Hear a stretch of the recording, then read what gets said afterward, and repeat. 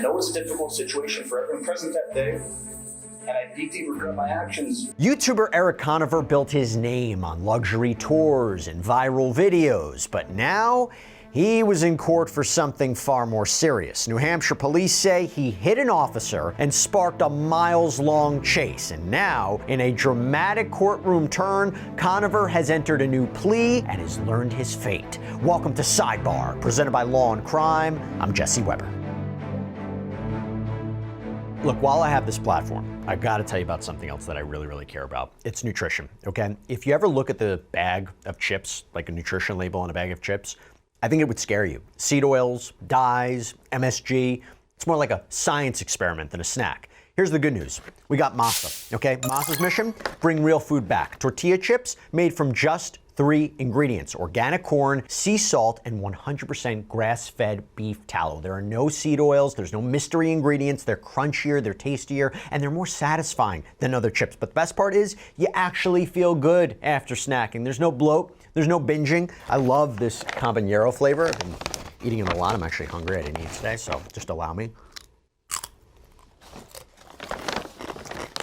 You don't even know, it tastes like other chips on the market, but better. You would have no idea how healthy this is.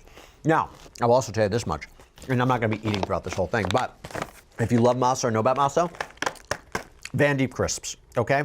This is also 3 ingredients, okay? It's amazing, really good. Again, I would eat it too, but this whole ad would be just me eating. But here's the good news. If you want to give Masa or Vandy a try, this is what you do. Use code Sidebar for 25% off of your first order at masachips.com or vandycrisps.com. You can also click the link in the description. You can scan the QR code or find them at Sprout stores nationwide, but go quick before they sell out because they're phenomenal, let me tell you. Okay, we're back with a major update to a story that we have been following here on Sidebar, and it involves YouTube lifestyle and luxury real estate star Erik Conover, who has nearly 3 million subscribers. And by the way, you may watch his videos, you may know him from his glamorous tours of multi-million-dollar mansions and vlogs, but his story took a turn. Yeah, it took a very dark and violent turn, to be more specific. This happened back in March when prosecutors claim he led New Hampshire police on a wild, dangerous, multi-mile chase after being spotted speeding. And it's alleged that during that chase, he intentionally plowed into a Bartlett police officer who was thrown 40 feet and then led police on another pursuit. Now, at first Conover was charged with attempted murder, among other felonies. In court, he made explosive claims, vowing to eviscerate anyone who questioned his mental competency. And actually, with that in mind, the case became a battle over his mental state. His defense claiming that he suffered from this severe bipolar manic episode at the time this all happened. The prosecution, the state, alleged that he was plotting to use that as a legal strategy and was kind of making it up. And that high-stakes legal battle has now reached a sudden and dramatic conclusion. Why? Because Erik Conover appeared in court, and this time, his tone was completely different than what we heard before. I know it's a difficult situation for everyone present that day, and I deeply regret my actions. That is a stunning shift. The YouTuber, who once vowed to fight these charges, claiming police lied on paperwork, that this was a sting against him, he now stood before a judge and changed the course of his case forever. To understand why what happened in court is so significant, and what, by the way, we can expect his life to look like now, I mean, how many years in prison is he going to get? We have to really understand the full story of this case, because honestly, at times, it's stranger than fiction. You have Erik Conover, 36 years old, big presence on YouTube, star, nearly 3 million subscribers. His whole channel is about luxury. He tours these insane multi-million-dollar mansions. He makes lifestyle videos about living in expensive cities. His whole brand is about glamour and aspiration. And it was that brand that was shattered on March 15th of this year in rural New Hampshire when, according to police, Conover was spotted speeding in his Jeep going 55 in a 35. When officers tried to pull him over, he took off, leading them first on an 8-mile chase. Now, authorities say he eventually stopped, and that is when Bartlett police officer Cameron Emmett approached the vehicle on foot. And prosecutors claim that Conover then intentionally drove into Officer Emmett, rolled up on the hood. Police reports say the officer was thrown 40 feet, suffered significant injuries. Thankfully, he's alive. But instead of stopping, Conover took off again, leading police on a second 28-mile chase. At one point, witnesses said he was pumping his fist in the air through the sunroof. Now, police were finally able to stop him. They used spike strips to end the pursuit. So first, the charges were very severe. Attempted murder, first-degree assault, and reckless conduct. Now, I mentioned that prosecutors initially said that this was intentional, what he did with the officer. As reported by WMUR, it appeared that the attempted murder charge was actually thrown out months ago. As Carroll County Attorney Keith Blair explained, there wasn't enough evidence to prove that he had the intent to kill the officer that he ran over. So they moved forward with the other charges. But from the very beginning, Conover's own words in the courtroom, that is what became the big part of this story. He was defiant. He made claims about police conspiracies. He talked about his celebrity status. And then he issued this statement to the court during his arraignment. If anyone dares try to test my mental competence, I will eviscerate every single person with my intelligence right now. And that's not being egotistical. He claimed he was the target of a police sting, denied the claim, stating that he'd been sober for over 1,500 days, insisted police had falsified the paperwork. The judge ordered him held without bail, by the way. And what followed was a months-long fight over his mental competency. In other words, does a criminal defendant know what's going on? Can they participate in their defense? Do they understand the legal process as it's happening? And as reported by WMUR, there was first a competency hearing held in March. Then Conover was ordered to be sent to a mental health institution for 30 days. And in April, he was deemed competent. But then you had the second mental health issue, and this is different than competency. Insanity. So it was reported that his defense was preparing an insanity defense. The problem was, it seemed the prosecutors were skeptical from the start about any sort of mental health crisis that he may have suffered, because they introduced recorded conversations that he had with his father in jail, where he allegedly said, quote, "Mental health crisis is our go-to. We plead mental illness and get me to Dartmouth Hitchcock Medical Center to a nice facility." Now, by the way, that was all introduced during the competency issue, but again, general issue nonetheless about is his mental health struggles, these alleged mental health struggles, are they real? Can he assert an insanity defense? This was probably going to come up. But now we go back to what just happened. The trial's on the horizon, okay? And Erik Conover walks into a Carroll County courtroom and made a choice that changed everything. He took a plea deal and pleaded guilty to 2 felony charges, first-degree assault and reckless conduct. And in exchange for that, he was sentenced to a range of 4 to 10 years in state prison. Conover addressed the court, and this time, the man who once promised to eviscerate people had a very different tone. I know it's a difficult situation for everyone present that day, and I deeply regret my actions. And by the way, that officer that he hit, Cameron Emmett, provided a victim impact statement to the court saying that what happened to him permanently changed him. Okay, so to help us understand the legal strategy here, the surprising conclusion, by the way, what we can expect for his prison term to actually be, we are joined right now by seasoned trial attorney, friend of the show, Rich Schoenstein. Rich, thank you so much for coming on. It's good to see you. Okay, why did he plead guilty? I don't know about seasoned, though, but otherwise, isn't that a good thing? It's a good thing. It doesn't. I don't think it's an age thing. I think it means you're so experienced and so well read, and you're like our wealth of knowledge. I think it's a good thing. That's how I'm going to interpret it. Yeah. I think that's the best way to do it. So anyway, why did he plead guilty? Talk to us.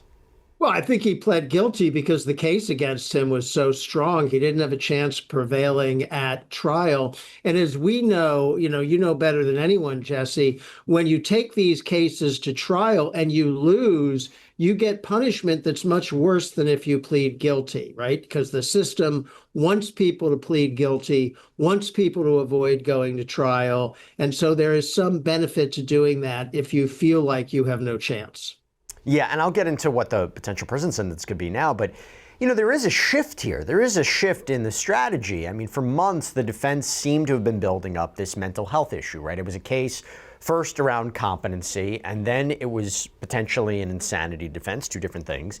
But the state was alleging at the beginning that this was a calculated move, and that all changed with a guilty plea. And I'm curious, let's start here. If you were pushing forward with this, it was a manic episode, he wasn't in control, there was an insanity issue here, and I'll talk about what New Hampshire law says about insanity. Does that mean if he pleads guilty now that all of that wasn't true? Or does that just mean, hey, he's pleading guilty, We just didn't think that that was going to be a successful defense, or didn't want to try that defense. It doesn't take away what we really believe happened. If you're the defense, I mean, how do you reconcile it? Well, I think it means you didn't think you could prevail on that argument at trial. If you had a defendant and you thought you had a really solid insanity defense or some related defense, you probably wouldn't be inclined to settle and have your client be incarcerated. So it tells me they didn't think they were going to prevail on that issue. Does he seem troubled and disturbed from the facts? Absolutely. But we face this all the time.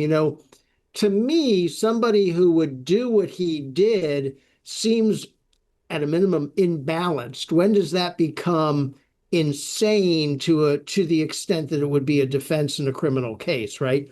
There's a line somewhere. But what I get from this is that his lawyers didn't think they were going to prevail one way or another. By the way, insanity law. So I did a little quick research on New Hampshire law on insanity. It is a little different in this state than it is in other jurisdictions, as far as I'm seeing. So from what I could find, it seems like they follow a different rule, that a criminal defendant is not criminally responsible if what they did was a product of a mental disease or defect. It doesn't require, my understanding, doesn't require an official diagnosis of a mental illness or disorder. So it feels like those questions are decided at trial. Still tough to prove, but it's arguably more broad than what we typically see in other jurisdictions. So I do wonder what that would have even looked like trying to argue that at trial, and could it potentially have been successful? I mean, maybe, maybe not. Yeah, I don't know if it was going to be. From what I know about this case, you have somebody who leads a productive life, is successful on a level, who seems to be pretty smart and capable, and he wants to say, I just had this one manic incident and I drove recklessly and could have killed a bunch of people, and it's a product of this mental condition I have. That seems to me to be a stretch. I mean, that would seem to be hard to get a jury to believe that this otherwise competent person, like him or not, had a break that led to this. No sympathy for this guy. Let me be clear. No sympathy for this guy. But, driving so fast, going on a first 8-mile, chase, then a 28-mile chase, running over an officer, hand in the air. It seems like the product of somebody who's not in their right mind. But then again, you couple that with the recorded phone calls in jail with his father. Now, on one hand, you could say, oh my gosh, the state's right. He's been faking all of this, deliberately trying to put forward this mental health excuse, which doesn't work. Or, I guess the other way of looking at it is, maybe he really did have a manic episode and saying, hey, that's my best defense. It's true. That's my best defense. That's what I have to go with. But I don't know if a jury would have saw it that way, if those phone calls would have come in. Yeah, I would have asked if I was the prosecutor and that had gone to trial. Or can't anybody who's ever had a high-speed chase now say this? Isn't a high-speed chase inherently a manic incident? And so are we just going to say that anyone who would engage in a high-speed chase therefore must be suffering from some kind of mental condition that acquits them of responsibility of engaging in the high-speed chase? That doesn't make any sense. But you talked about the phone calls with the father, and that gets to another issue, which is it seems like this whole argument may have been manufactured. By the way, talking about why he might have pled guilty, very big personality on social media, well, on YouTube, almost over, we're talking about 3 million subscribers. I wonder if any of that could have come into evidence in any way, aside from jury selection. Hey, do you know this guy? Do you follow his videos? Do you think any of his content could have come in? No, not unless it was somehow related to the facts at issue. We don't show much of the regular life of a criminal defendant, partially because it might prejudice the jury against him to show that this is the kind of person he is. Right. I guess the defense sometimes can show that kind of stuff if they want to prove that he's a great dude and he has this productive life and he's successful on YouTube, if that's a thing you want to show a jury. But I don't think it would have been used by the prosecution at all. 4 to 10 years. What does he get? And that's a range right there, right? First of all, when you think about the overall case, the original attempted murder charge could have meant decades in prison, if not life in prison. But as I mentioned before, prosecutors seemingly dropped that. They could improve intent to kill. It feels like a victory for him, 4 to 10 years in prison, considering what was originally facing and what the charges were here. But what do you think he would serve? I mean, that is a range there. Yeah, it is a range, and I don't know specifically what the rules are there for when he would get a parole opportunity, if it could even come in under that range. But this is his idea, right? Plead guilty to a charge that's less drastic. I mean, I think the attempted murder charge in this case was a stretch anyway. I don't think he was trying to kill somebody on the road like that. He put him on the hood and drove with him and pushed him 40 feet. The guy's lucky to be alive. Yeah, but I mean, I agree. Listen, I agree he shouldn't have done it. Was he trying to kill the officer? I don't know. But put that aside. Go back to your original question. Yeah. He's making a good deal here to get 4 to 10 years. Presumably, if he behaves himself and he does what he can do and he engages in rehabilitation efforts and blah, blah, blah, he's a model citizen, at a minimum, he gets out at the low end of that range. And possibly he even gets out sooner. So maybe this guy could be out 3 or 4 years and then resume with his life. And that to him probably is a victory, because if he had taken this case to trial, I don't think he had a path to victory and he could get a very severe sentence. I also wonder, though, his comments. So you, even putting aside the recorded jailhouse phone calls, which I imagine would come into the analysis later on if he's ever released.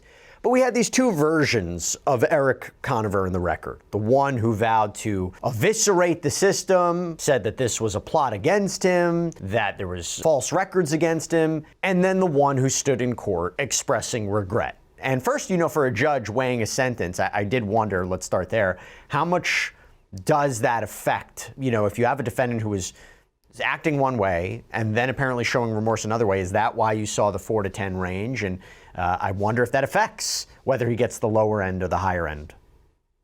Yeah, I don't know about that. I have a wildly speculative theory, if you want to hear it, about his initial comments that the system was against him. I think he was testing, workshopping, so to say, a defense of everybody's out to get me. I mean, we've seen now there's this tendency for parts of the public to get behind criminal defendants, even contribute money to their defenses, protest their proceedings against them. And maybe he was hoping he could tap into some of that by saying this was rigged against him.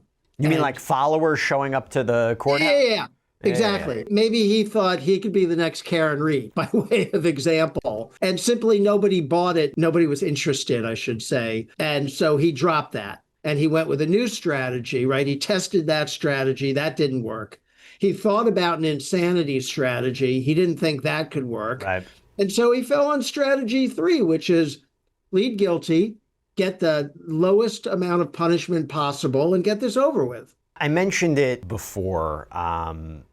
There was this victim impact statement, and you hear this officer talking about his life is forever changed. Aside from the fact that it's a miracle he's alive after what he went through, could the officer, I have to ask the litigator here, I haven't seen any reporting suggesting that he filed a lawsuit, but would the officer have potentially a successful civil case against Conover if he sued him? And what would he sue him for? I mean, again, if you're talking about a big presence on social media, making these videos, you always think about perhaps there's some money there. Your thoughts?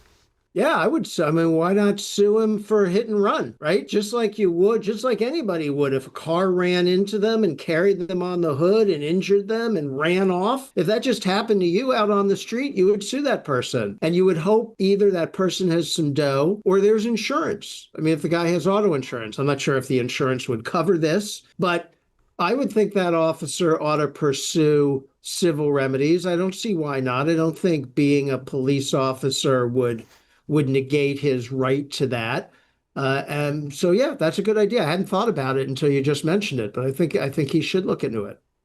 I thought about this before you thought about this. This is impossible. This is crazy. No, it's very possible, Jesse. Yeah. You know a lot more about these cases, but the criminal outcome usually doesn't preclude civil proceedings one way or another. Does it affect it? Yeah, because actually it probably would affect it, because if I'm the officer, I'm going to say he has pled guilty. Yeah, he pled guilty to 2 charges, first-degree assault and reckless conduct. Right. So this officer should sue him for assault, hit and run. I don't know, whatever they call it under that particular jurisdiction. And I would definitely use that guilty plea as collateral estoppel, we call it. He is barred from disputing that he did those things because he's pled guilty to assault. And first of all, I would say to the officer, thank you for your service. I'm terribly sorry you were hurt. I'm glad it wasn't more severe. Get yourself a lawyer. Yeah. And again, just going back to this, as we think about this Erik Conover legal drama is going to continue, this is a sense of closure, whether or not it extends into the civil case. This is very different from what the guy that we were talking about for so long. I mean, his courtroom persona was something else. The legal facts, a high-speed chase, an officer struck, they were almost overshadowed by the spectacle that Conover created during his early hearings. I just want to play some more of it again. I have everything right here and it's all been falsified. If anyone dares try to test my mental competence, I will eviscerate every single person with my intelligence right now. And that's not being egotistical. I've been sober from alcohol for 1,558 days. So to press me on a DUI, I'm a public figure. So Rich, by the way, I just wanted your opinion as this. If you're representing a guy like this and he's saying these things in court and he's making these accusations, how do you manage a client like this? Or do you say, wait a minute, court, which is what the early part of the case was a competency issue. We're really concerned about his mental health. We think his mental state is an issue in this case. How do you manage that?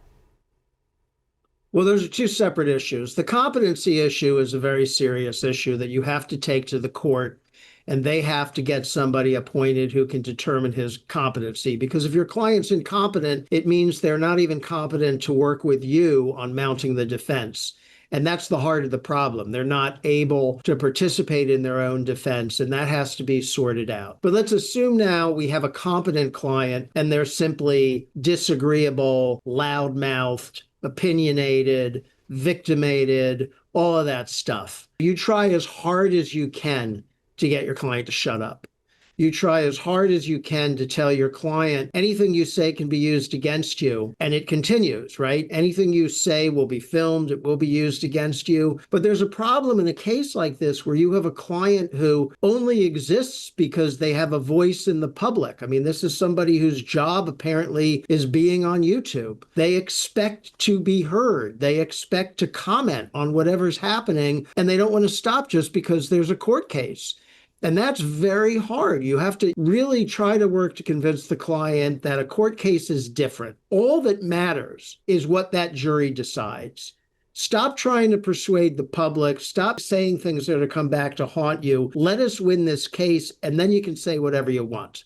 But it's hard to get that message across. Well, he has a very different reality now because he's no longer on YouTube. He is now in state prison, and his future is quite uncertain, to say the least. Rich Schoenstein, thanks so much for taking the time. It was good to see you. Good to see you, Jesse. And that's all we have for you right now here on Sidebar, everybody. Thank you so much for joining us. And as always, please subscribe on YouTube, Apple Podcasts, Spotify, wherever you get your podcasts. You can follow me on X or Instagram. I'm Jesse Weber. I'll speak to you next time.